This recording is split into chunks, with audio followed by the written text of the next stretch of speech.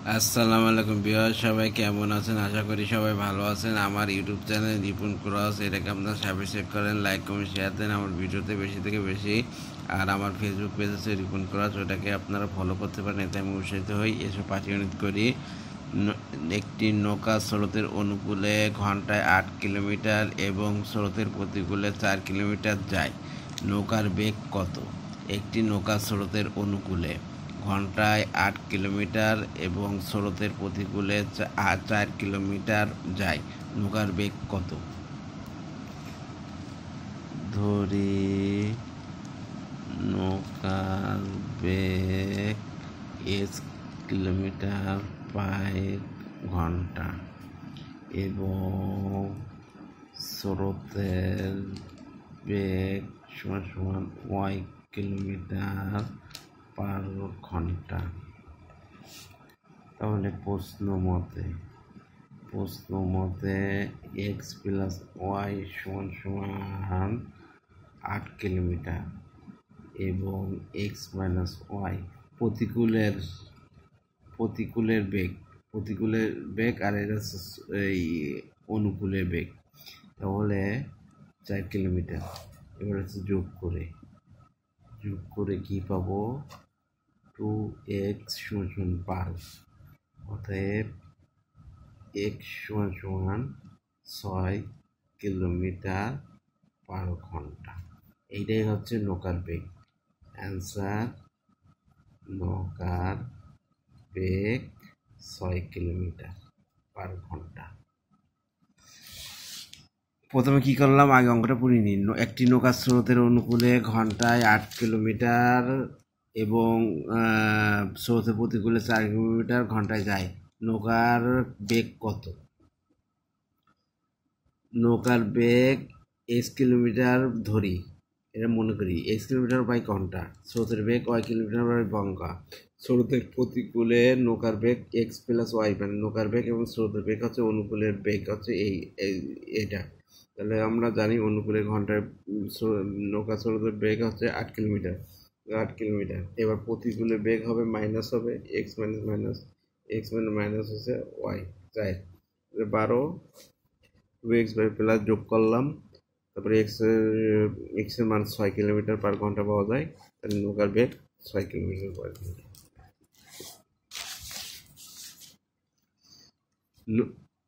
8 নম্বর, নদীতে লঞ্চ ও স্রোতের গতিবেগ যথাক্রমে ঘন্টায় 15 কিলোমিটার ও 5 কিলোমিটার। নদীতে লঞ্চ ও স্রোতের গতিবেগ ঘন্টায় 15 কিলোমিটার এবং 5 কিলোমিটার। নদীপথে 80 কিলোমিটার দূরত্ব অতিক্রম করে পুনরায় যথাক্রমে কত ঘন্টা সময় লাগবে? সময় চেয়েছে। তাহলে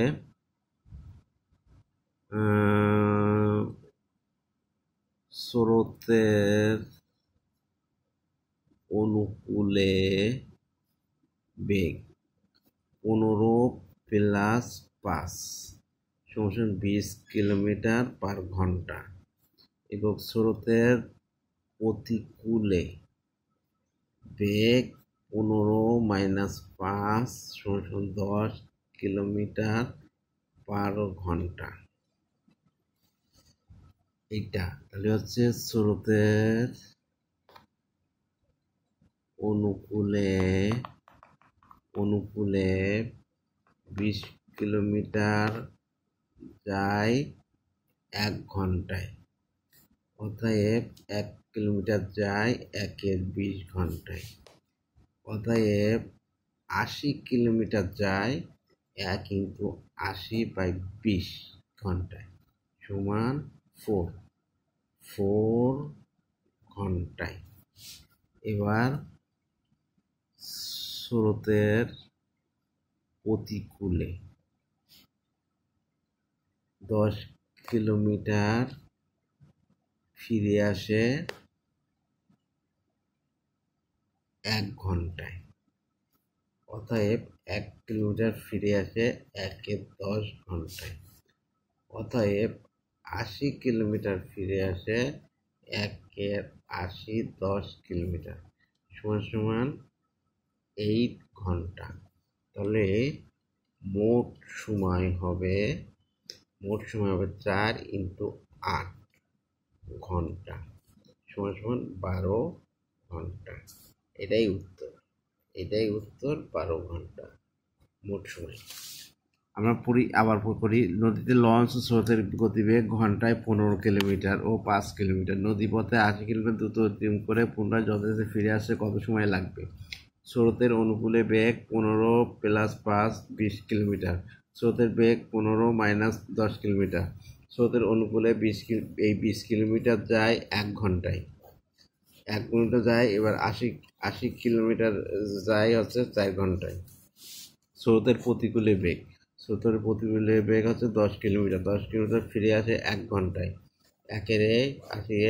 4 মোট সময় 4 + 8 = 12 ঘন্টা। না বুঝলে কমেন্টে কমেন্ট করবেন যে এই জায়গাটা বুঝিনি, তাহলে আমি আবার ওইটা ভিডিও বানাই আবার বুঝাই দেবো ইনশাল্লাহ। স্রোতের অনুকূলে একটি নৌকা 4 ঘন্টায় 4 কিলোমিটার পথ যায়। যদি স্থির জলে ওই নৌকার গতিবেগ ঘন্টায় 8 কিলোমিটার হয়, তবে নদীর স্রোতের গতিবেগ কত ছিল?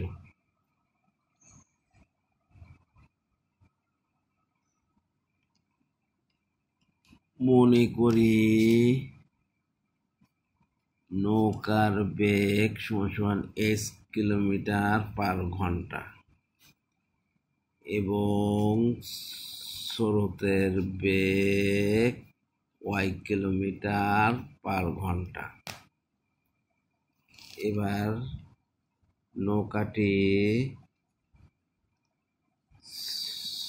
স্রোতের অনুকূলে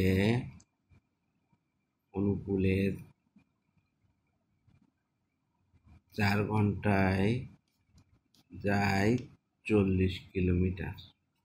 অতএব নৌকাটি 1 ঘন্টায় যায় 40/4 কিলোমিটার সমান সমান 10 কিলোমিটার।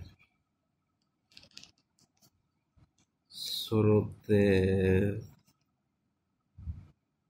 অনুকূলে বেগ সমান x + y কিলোমিটার/ঘন্টা। তাহলে প্রশ্ন মতে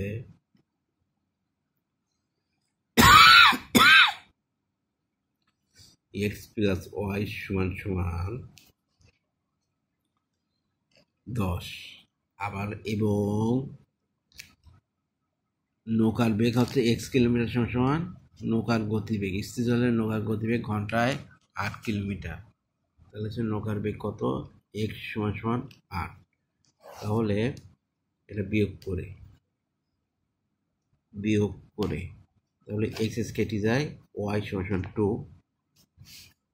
অতএব স্রোতের বেগ সমান 2 কিলোমিটার/ঘন্টা। এটাই উত্তর, অ্যান্সার। তাহলে কী করলাম? স্রোতের অনুকূলে একটি নৌকা 4 ঘন্টায় 80 কিলোমিটার পথ যায়। যদি স্থির জলে ওই নৌকার গতিবেগ ঘন্টায় 8 কিলোমিটার হয়, তবে নদীর স্রোতের গতিবেগ কত ছিল? মনে করি নৌকার বেগ x কিলোমিটার/ঘন্টা, স্রোতের বেগ y কিলোমিটার/ঘন্টা। স্রোতের অনুকূলে নৌকাটি 4 ঘন্টায় যায় হচ্ছে 80 কিলোমিটার, 40 কিলোমিটার। অতএব 1 ঘন্টায় যায় হচ্ছে 10 কিলোমিটার। স্রোতের অনুকূলে বেগ x + y কিলোমিটার/5। এবার তাহলে x + y হচ্ছে 10 কিলোমিটার। এবার এবং x এর মান হচ্ছে কত? x এর মান হচ্ছে 8 কিলোমিটার। নৌকার গতিবেগ, নৌকার বেগ হচ্ছে x কিলোমিটার, তাহলে নৌকার x 8 কিলোমিটার। এবার বিয়োগ করলাম, তাহলে বিয়োগ করলে x কেটে যায়, তাহলে y থাকে, আর 10 থেকে 8 বিয়োগ করলে 2 থাকে।